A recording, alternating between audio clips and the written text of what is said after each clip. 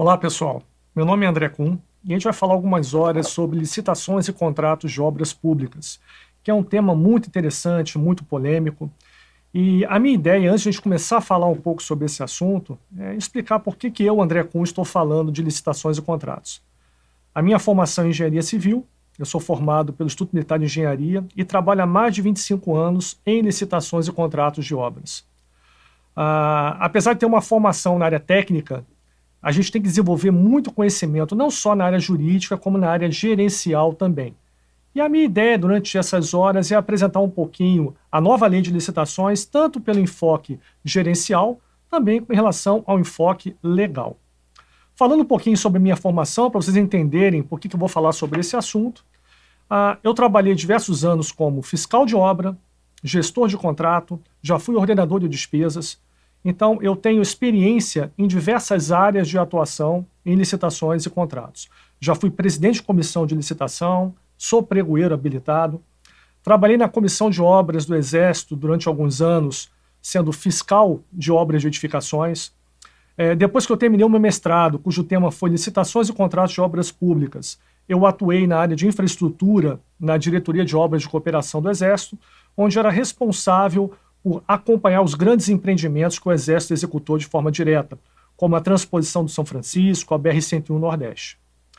Pois bem, depois que eu terminei esse período, eu fui convidado para ser coordenador geral de projetos no DENIT, onde eu passei 2 anos como coordenador geral, que era uma área responsável pela elaboração dos projetos de obras rodoviárias.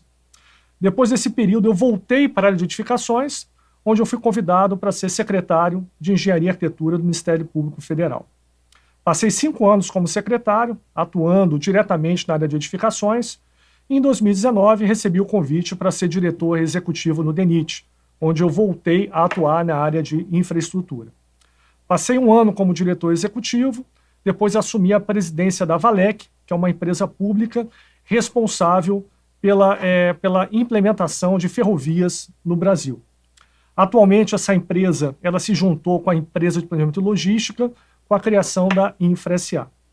Bem, então, resumidamente, essa é a minha experiência na área de licitações e contratos. A gente vai começar a falar um pouquinho sobre contratos. O que é um contrato? Como é que funciona a relação contratante-contratado? Pois bem, o contratante e o contratado, eles têm interesses distintos nessa relação. O que o contratante quer? O que ele deseja? Ele deseja que aquele objeto contratado, no caso específico nossa, obra, projeto, serviço de engenharia, seja executado no prazo, com qualidade e dentro do valor acordado. O que é executar no prazo? É executar dentro do cronograma de execução contratual. Então, se eu tenho uma obra que vai ser executada em 1 ano, eu tenho que acompanhar a execução dessa obra e verificar se aquele cronograma está sendo executado conforme previsto. Mas não basta apenas eu me preocupar com o prazo de conclusão da obra. Não adianta eu chegar no final de 1 ano e descobrir que a minha obra, está atrasada. Eu tenho que fazer esse acompanhamento desde o início.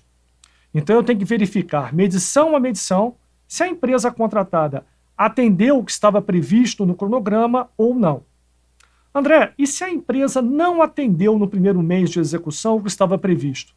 Eu tenho as ferramentas contratuais, as cláusulas de penalidades, que devem ser aplicadas nessa relação contratual. A gente vai falar um pouquinho mais adiante sobre isso também. Em relação ao custo, se eu tenho um contrato privado, eu tenho liberdade de definir o preço que eu considero mais adequado para aquela obra ou serviço. Contratos públicos, não. Eu tenho um preço de referência e esse preço de referência deve ser obedecido. Isso quer dizer o quê? Eu só posso contratar por aquele valor ou um valor menor do que o preço de referência.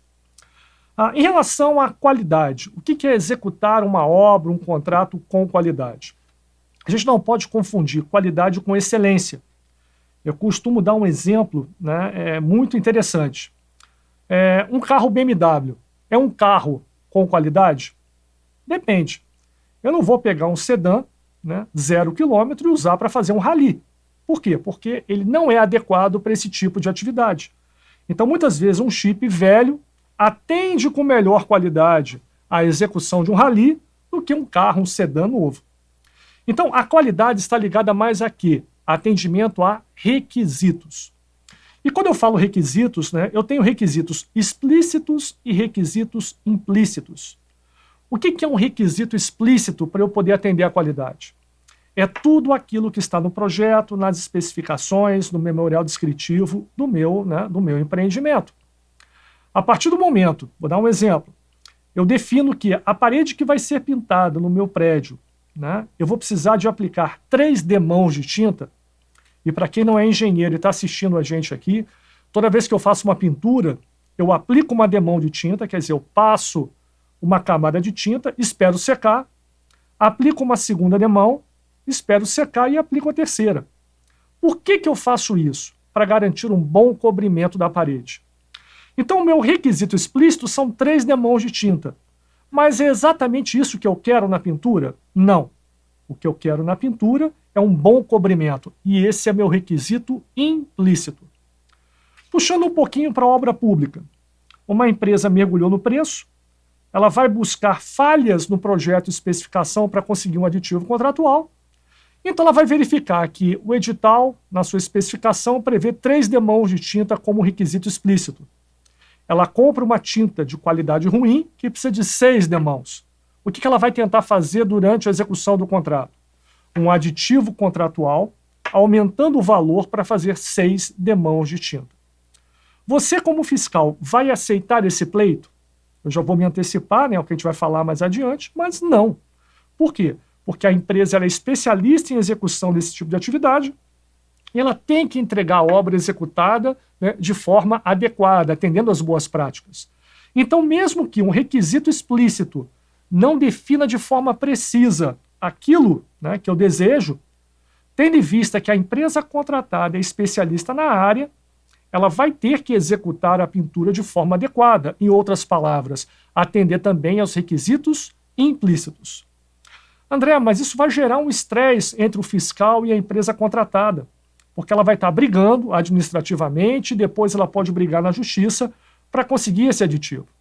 Então, por isso que é importante haver sempre um feedback entre quem executa a obra e quem faz o projeto, de tal forma que eu consiga transformar todos esses requisitos implícitos em explícitos, quer dizer, pegar todos os problemas que ocorrem na obra e tentar traduzir de uma forma clara e precisa nas especificações do projeto para minimizar pleitos contratuais durante a execução da obra.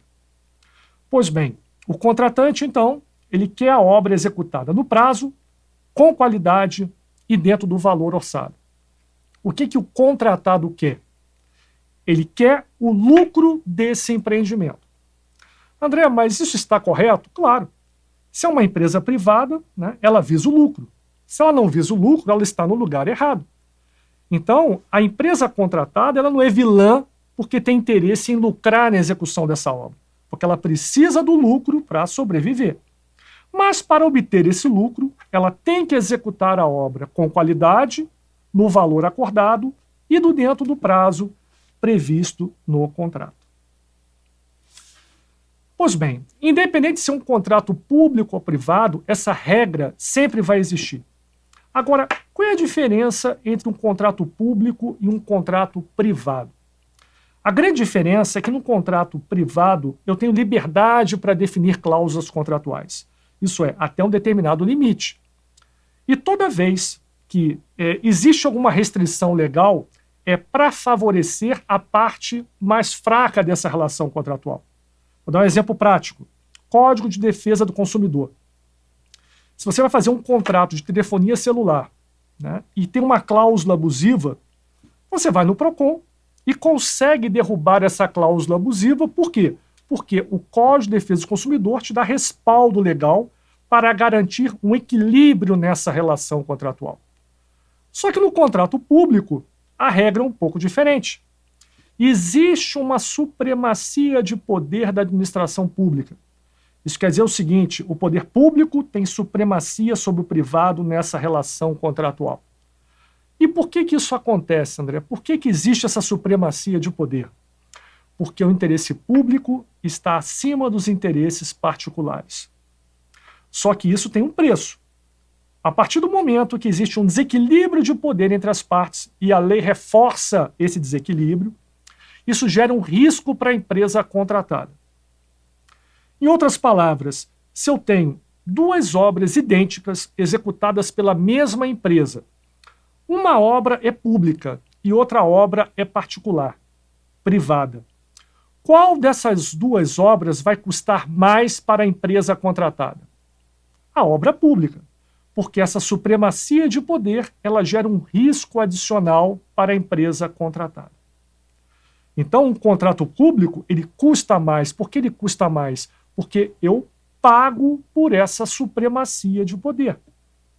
André, mas a empresa deu um desconto muito grande na proposta dela. Bem, se ela deu um desconto muito grande, né, e desconsiderou esse risco na relação contratual, isso foi uma falha gerencial da empresa contratada, não da empresa contratante, né, no caso da administração pública. Então, a partir desse momento, eu, como fiscal de um contrato público, eu tenho que garantir, né, a perfeita execução do contrato e exercer essa supremacia de poder. De que forma? Nós vamos falar mais adiante, né, quais são essas cláusulas exorbitantes, abusivas que existem na relação contratual e que o fiscal tem obrigação de aplicar essas cláusulas. Vou dar um exemplo prático. A empresa atrasou um mês de execução de obra. Existe uma cláusula de penalidade por atraso de etapa. Consequentemente, o fiscal tem obrigação de aplicar uma penalidade. Ele não tem o poder discricionário, ele não tem liberdade de escolha para definir, eu vou aplicar a multa ou não. Ele tem a obrigação de aplicar a multa, no caso de um atraso, se o contrato prever multa por atraso. André, eu sou fiscal de obra, a empresa é muito boa, ela cometeu um lapso, mas eu quero aliviar o lado da empresa. Eu não quero aplicar a multa. Bem, se você não aplicar a multa, você pode ser responsabilizado administrativamente por não cumprir exigência contratual. Isso tem uma série de consequências que a gente vai falar mais adiante também. Então, o que distingue, né, o contrato público do privado é essa supremacia de poder. Né? A partir do momento que nós temos essa supremacia, e essa tem uma base legal, eu tenho que saber também utilizar essa supremacia na relação contratual. Então, muitas vezes a gente vê situações em que o fiscal extrapola a sua atuação como fiscal, exigindo da empresa contratada execução de serviços, atividades, né, ou procedimentos que não estão previstos no contrato. Então, eu tenho que seguir o que está no contrato, eu tenho que seguir o que está na lei. Só que a gente sabe que muitas vezes um fiscal de contrato, isso não é só de obras e de engenharia, contratos públicos de maneira geral. Aquele fiscal ele não tem formação na área do direito. Né? Ele tem formação na área técnica. Ele é um engenheiro, é um arquiteto que está fiscalizando uma obra. Só que a gente não pode esquecer que ele é um servidor público também. Então, se ele é um servidor público, passou no concurso público, licitações e contratos foram exigidos, né, no edital daquele concurso e, teoricamente, ele, né, tem esse conhecimento para fazer uma boa gestão contratual.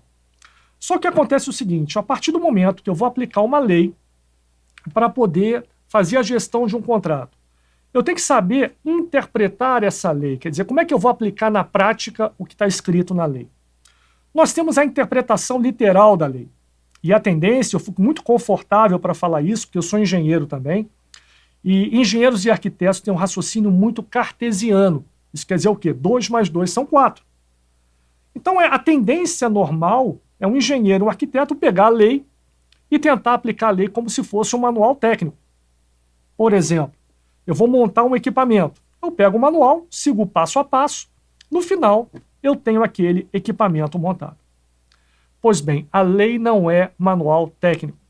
Para eu interpretar a lei, eu tenho, claro, ler, ver a interpretação literal, mas eu também tenho que estudar a doutrina e a jurisprudência. O que é a doutrina? É o estudo da lei através dos doutrinadores. Então, eu tenho os estudiosos da lei que interpretam ela, né, colocam isso na literatura E essa doutrina, ela serve de base para a interpretação legal. Só que muitas vezes eu tenho doutrinas que divergem em determinados pontos. Então eu posso ter, né, uma doutrina que diz que pode fazer isso, outra diz que não pode. André, como é que fica? Né? Depende da argumentação que você usa para a sua tomada de decisão. E uma dica importante que eu vou falar mais adiante, mas é fundamental de antecipar isso. Vale o que está escrito. Não adianta eu pegar uma fundamentação na doutrina, aplicá-la na minha ação, sem documentar isso no processo. E, mais uma vez, falando dos engenheiros e arquitetos, né? O engenheiro muitas vezes toma uma decisão muito acertada, mas ele esquece de colocar o embasamento da decisão no processo administrativo. Então, toda decisão que vocês forem tomar, né, documentem isso no processo, porque é isso que vale. Eu não lembro o que eu almocei ontem. Eu vou lembrar a decisão que eu tomei há 1, 2 anos atrás? Só que muitas vezes, o que acontece? A auditoria ocorre 2, 3, 4 anos depois. E o auditor vai se basear naquilo que você colocou no processo. Então, se você toma uma decisão administrativa sem a devida fundamentação, o que vai acontecer daqui a 3 anos? Né? Pode haver uma interpretação da auditoria que você cometeu uma falha, que de fato você não cometeu. E como é que você vai provar que você agiu certo há 3 anos atrás, sem ter documentado nada? Então, uma dica importante: documente todos os seus atos, fundamente seus atos de uma forma adequada no processo. E use a doutrina para isso. Outro aspecto importante: a lei pode não mudar, mas a interpretação da lei evolui. Isso quer dizer o seguinte: algo que era considerado errado hoje, há 2 meses, há 1 ano atrás, era considerado certo. Então, houve uma evolução na interpretação da lei sem alteração da lei. Por isso que é importante eu estar sempre estudando, né, a interpretação da lei com o passar do tempo. André, você está atualizado com a nova lei de licitações? Não. Se eu fico 1 semana sem pesquisar doutrina, sem pesquisar jurisprudência, pode ter havido uma mudança de interpretação nesse período e eu não estar sabendo. Então, é importantíssimo eu me atualizar, né, de forma constante para fazer uma boa gestão contratual. E nós temos também a questão da jurisprudência. No Brasil, né, o juiz não é obrigado a seguir a interpretação de outro juiz, a não ser que seja uma súmula vinculante do Supremo. A partir do momento que um juiz ele dá uma interpretação sobre um fato, ele se baseia na doutrina e pode se basear na jurisprudência também. Então, é interessante que eu estude a jurisprudência. Por quê? Porque eu vou ter um embasamento forte para a minha tomada de decisão. E também chamada de jurisprudência é a interpretação dada pelos órgãos de controle.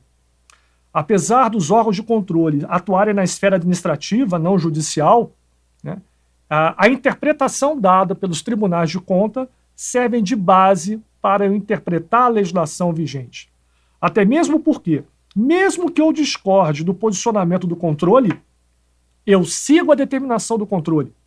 Porque a partir do momento que eu descumpro uma orientação do controle, eu vou ter que responder administrativamente por isso também. Então, pessoal, uma dica importante. Eu vou fazer uma gestão contratual, né? Eu vou fazer a gestão de um projeto, de uma obra. Eu tenho que estudar a lei, eu tenho que estudar a doutrina e estudar a jurisprudência. Além de, né, desenvolver habilidades gerenciais para fazer uma boa gestão. Então, eu tenho que entender de orçamento, eu tenho que entender de cronograma financeiro, eu tenho que entender de análise de riscos. A parte gerencial é fundamental para uma boa gestão contratual. E o que acontece muitas vezes? Eu fico tranquilo de falar também porque, além de ter formação de engenharia, eu já fui professor universitário de engenharia civil. E esses assuntos relacionados à gestão, eles são ministrados no último semestre da faculdade. O aluno, nesse período, ele está preocupado com o trabalho de conclusão de curso e lá na frente, quando ele se formar, se o prédio que ele vai projetar vai cair, se a instalação elétrica vai pegar fogo. O aluno universitário ele não está muito preocupado com questões gerenciais. Só que o que acontece? No primeiro ano de execução de obra, ele perde esses medos. A nossa formação acadêmica no Brasil ela é muito boa, independente se for uma faculdade pública ou privada.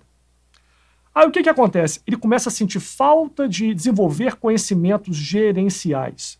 Isso é muito comum de observar naqueles engenheiros recém-formados que começam a pegar experiência em execução de obras. André, então seria interessante mudar o currículo acadêmico? Não. Como eu já falei, o aluno não tem esse foco durante a formação acadêmica. Mas ele tem que desenvolver essa expertise. E ele vai fazer de que forma? Através de capacitações após a sua formação. E esse conhecimento é fundamental para uma boa gestão contratual.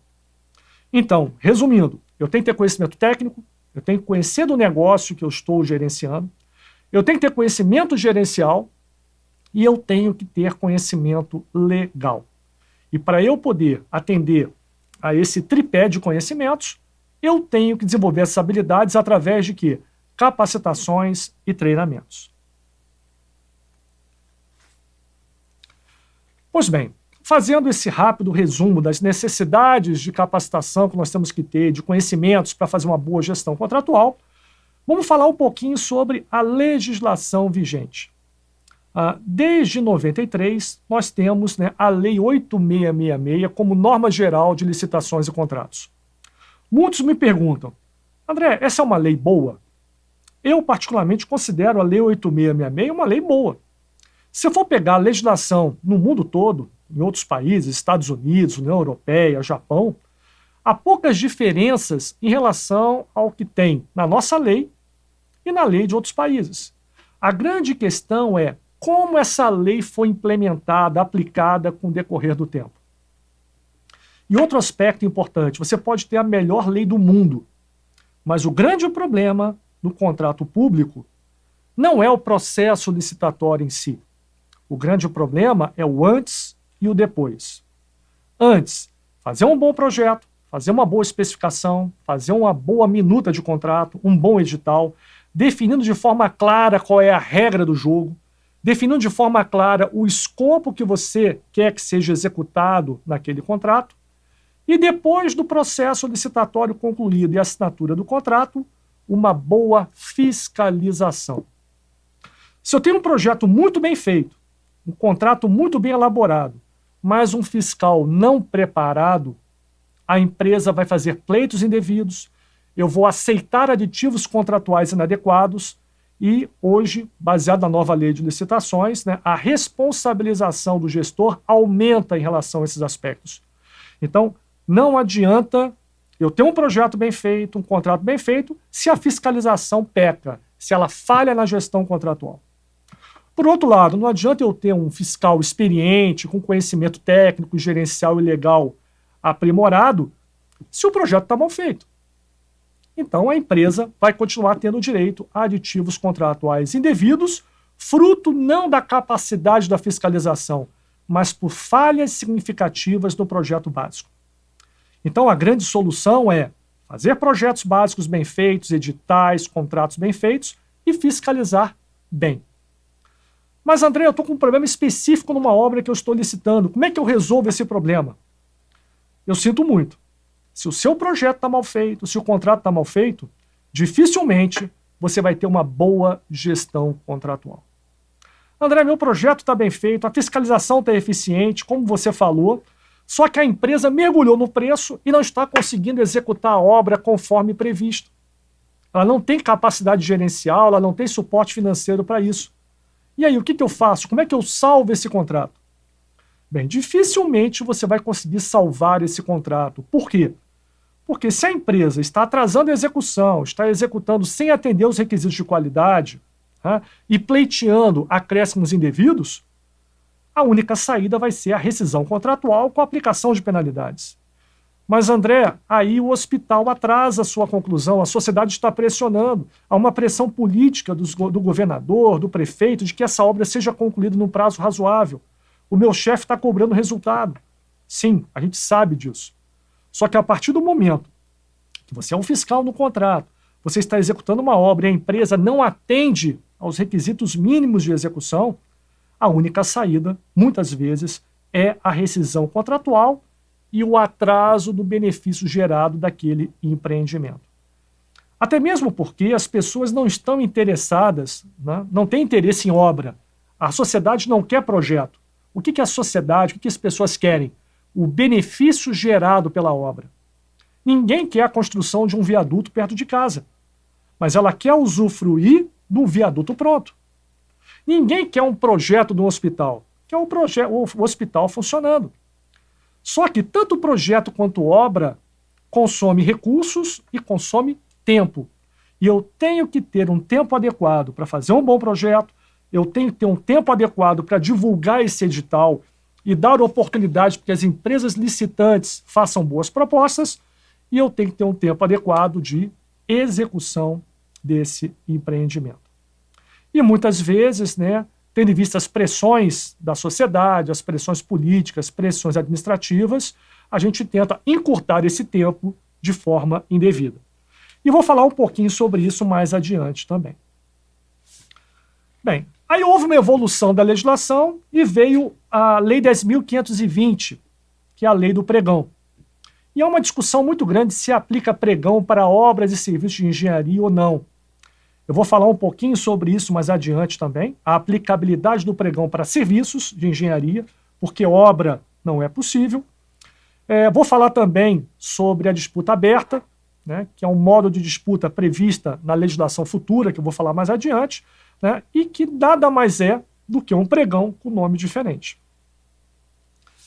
Aí veio a grande evolução na legislação, em 2011, a Lei 12.462, que é a lei do RDC, o Regime Diferenciado de Contratações. No RDC, foram implementados uma série de ferramentas e mecanismos, né, inovadores na legislação brasileira, mas que já existiam em legislações de outros países e na iniciativa privada também, como a contratação integrada, a disputa aberta, a disputa combinada e outros elementos que foram incorporados à nova lei de licitações. Em 2016 veio a lei das estatais, a 13.303, que além de incorporar as inovações, né, do RDC, houve mais algumas inovações, como a contratação semi-integrada. Até chegarmos na nova lei de licitações, a 14.183. Ela incorporou o pregão, incorporou inovações do RDC e inovações das estatais. E teve um prazo de 2 anos para que a administração pública se adequasse, se ajustasse à sua aplicação. Bem, o prazo, né, passou, nós estamos chegando no dia 1º de abril de 2023, que é o limite máximo, né, para você optar pela Lei 8.666 ou Lei 14.183. Pois bem, a Lei 14.183, apesar de ser uma lei muito inovadora do ponto de vista legal, como eu já disse, ela aproveitou muitas ferramentas e mecanismos já existentes na lei do RDC e na lei das estatais, que serviram de laboratório, né, de teste, né, em relação à aplicabilidade dessas ferramentas.